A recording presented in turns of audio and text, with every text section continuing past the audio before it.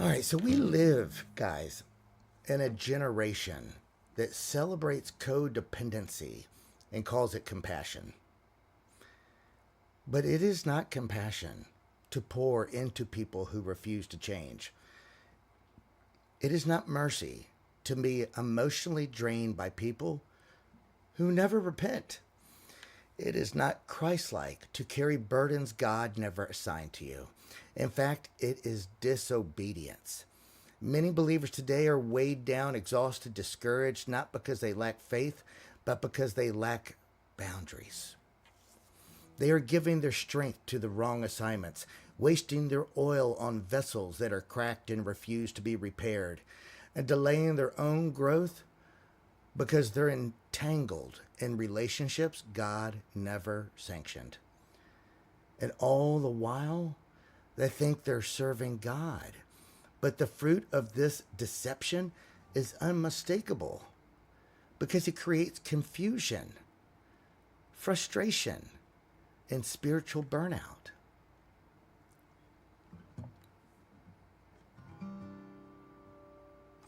If Jesus, the sinless Son of God, had to guard his time, his heart, and his mission, what makes us think we can live without boundaries? If he, filled with perfect love, knew when to walk away, how much more must we? The truth is, many wolves wear the skin of the helpless. They cry out for help, but they do not want healing. They plead for mercy, but they do not desire truth.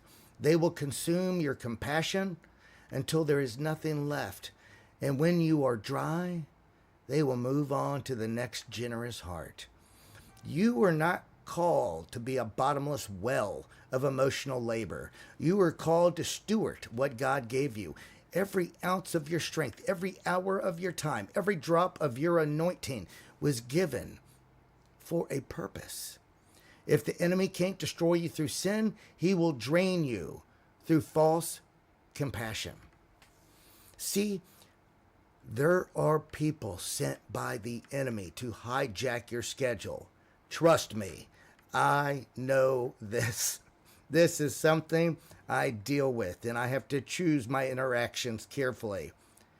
They are sent to disrupt your peace, to distract you from your prayer life, to occupy your emotional energy so you have nothing left for the Lord. And they come with smiling faces and urgent needs. They play the role of the victim, but they will not grow. They will not change, and they certainly will not repent. They want access to your kindness, but not accountability to the truth. And if you let them linger, they will pull you off course. They will numb your discernment. They will leave you disoriented, confused as to why you no longer feel God's voice like you used to. That's because you've let the wrong voices sit at your table. And it's time to drive them out in the authority of Christ. See, Jesus didn't just love, he loved with wisdom. He didn't just serve, he served with discernment. He didn't just minister, he ministered where the Father told him to go. He wasn't led by emotions, expectations, or public demand. He was led by the Spirit and the Spirit of God alone. And because of that, he was never manipulated. That is the posture we must adopt in this hour, because we are living in the days of great deception, where the devil doesn't always come with horns and hatred. He comes with a neediness and flattery. If he can't tempt you with sin, he will trap you with sympathy. If you don't know when to say no, he will destroy you through people who pretend to need your help, but only want your energy. Let me be clear, guys. Saying no is not ungodly when it is Spirit-led. Walking away is not unkind when it is directed by the Lord.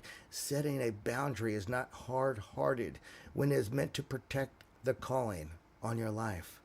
Sometimes the most loving thing that we can do for someone is to say, enough.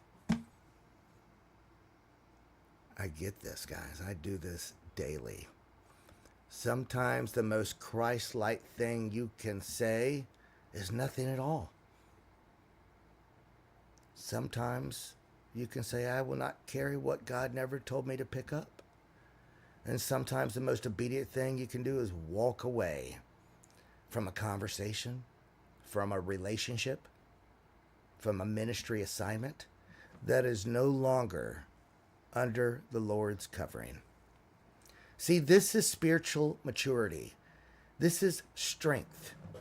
And this is warfare. Because the enemy's goal is not to always to destroy you through temptation. It is to wear you down until you have no oil left to give. Because if you want to talk in your full calling, you must guard your oil, guard your time, guard your mind, guard your heart. You are not obligated to save everyone. You are called to obey the one who already did.